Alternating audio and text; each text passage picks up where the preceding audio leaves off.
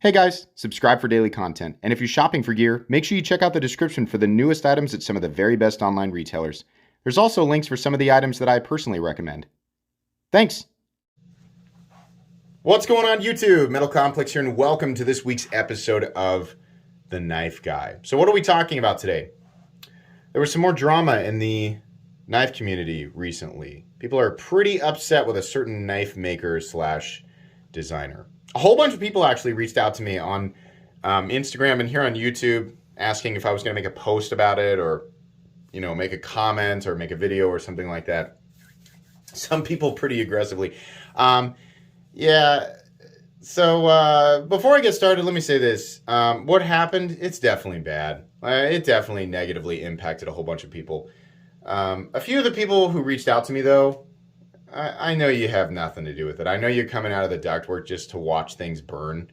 Don't do that. If your first instinct is to reach out to people like me and see if you can get me to stir the pot or fan the flames, go away. That's annoying. However, for the people who were impacted by what happened, right? If you were led to believe that things were one way and you found out that they were another way, and you spent a bunch of money thinking that things were this way. I get it. That's frustrating. Transparency is extremely important, right? Shocker, right? Who'd have guessed that we want transparency from the people that we are buying knives from, obviously. I don't believe in, eternal, I don't believe in like just damnation, absolute, like in, witch hunts or just, everybody jumping on and just trying to cancel. I don't believe in that. So that's not what this is. Obviously, like me personally, I don't care where knives are made, right? We got knives out here that are made in China, Japan, Poland, the USA, Russia, right? I just want to know before I buy them, right? I want to feel like I have the power to make that choice because that's one of the elements that, we consider before we buy stuff like this. For me, it's, what's it made out of? Sure, materials matter, right? What's it made out of? How complex is the work involved in taking those materials and turning them into this object? And then where was that done? Because that's an element too. Manufacturing costs are much lower in places like China than they are the United States. Once I have all that information, then I can determine for myself, right? I want to have that power. I can determine for myself whether or not that price that person is asking. People can ask whatever they want for their knives. But me, as the potential consumer of said item, for me, it's my final choice, right? Some of this stuff can get pretty pricey, right? So those of us who have climbed that ladder and are, we've decided what we like and do not like, right? All elements considered. When we spend a bunch of money, we want to know, every detail. We want to know that stuff. So, it's just, it's sad and frustrating that in 2022 we are still having to deal with people who are intentionally laying the fog down thick, right? Yeah, that's it's too bad. People need to have the choice. People need to have all the information. People don't like to be led astray. They certainly don't like to be led astray for long periods of time, right? This was a situation where it's pretty cut and dry what happened.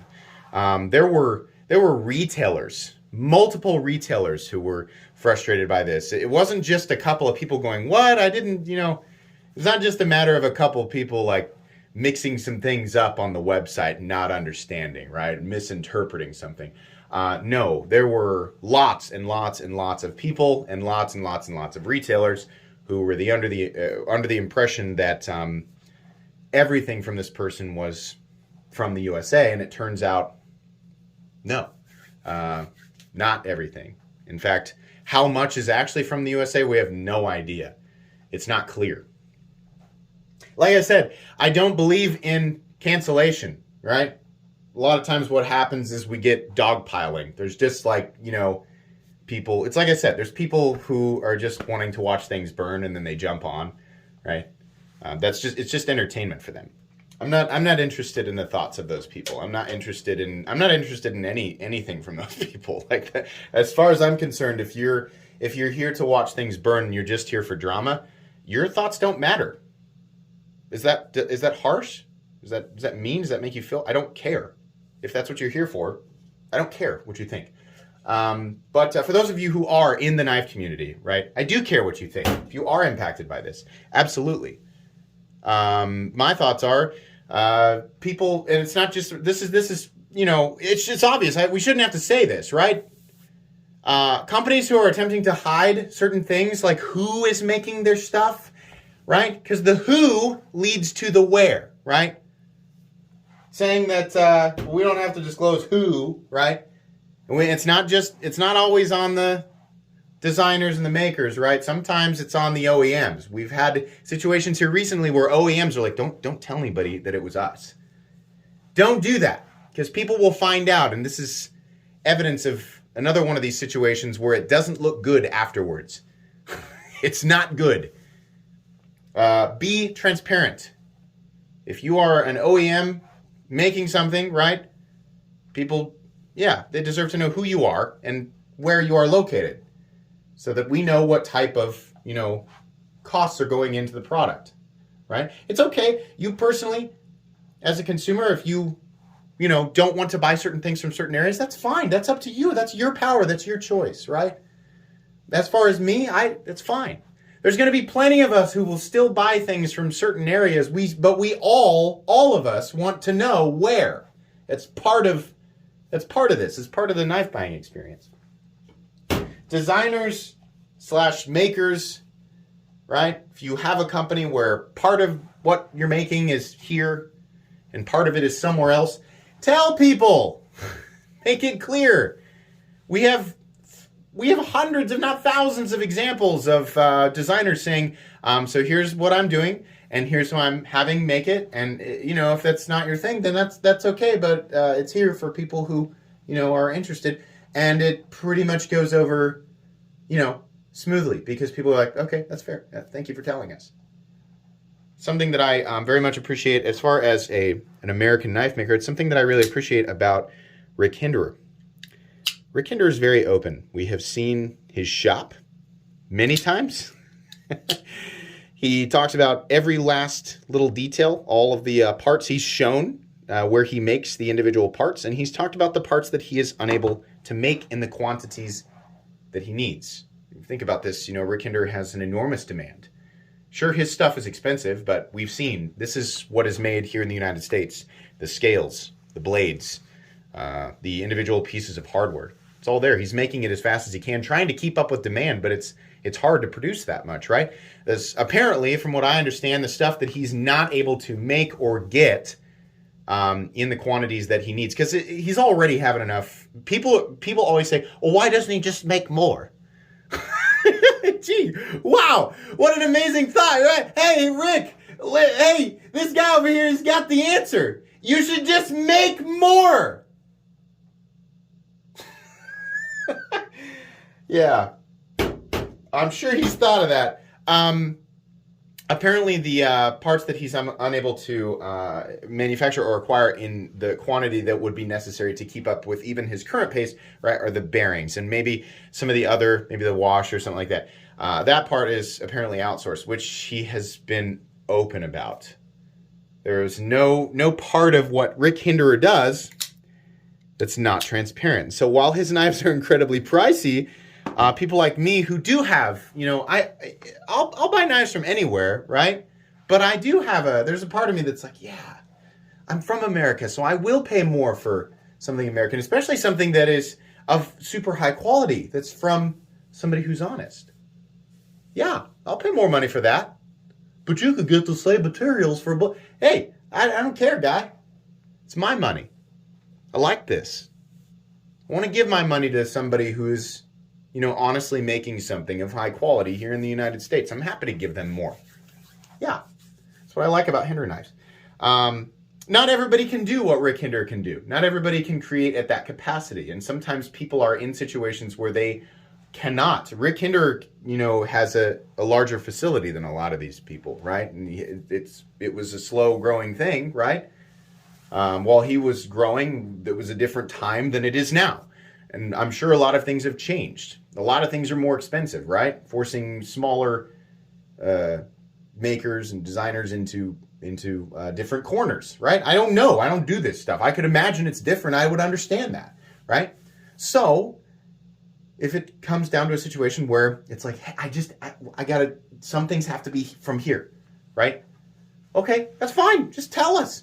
And then you put whatever price you want on it, and then we'll decide whether or not we want to buy it, right? But don't fog up intentionally where it is made. Like I said, this was pretty cut and dry. There were way too many people under the impression that everything was being made in the United States from this person for way too long, right? So, moving forward, I think everybody would just like to know, where this or that was made on this or that model, right? But my suggestion is, if you're a drama hunter, don't worry. There'll be more to quench your thirst, right? There'll be more. It's always here, right? Just move on. Find something that find something that makes you happy. And if this person decides to, do a 180 and be open the way that everybody wants them to, then I would say offer forgiveness. Yeah, I think that's pretty important. I've said this before in past situations. I think if you're the type of person who is so ready to jump on somebody and just smash them flat the moment they step out of line, I would say first check yourself. You're not that righteous. You're not that perfect, right? Everybody's capable of making mistakes. Was this a big mistake? Sure, right?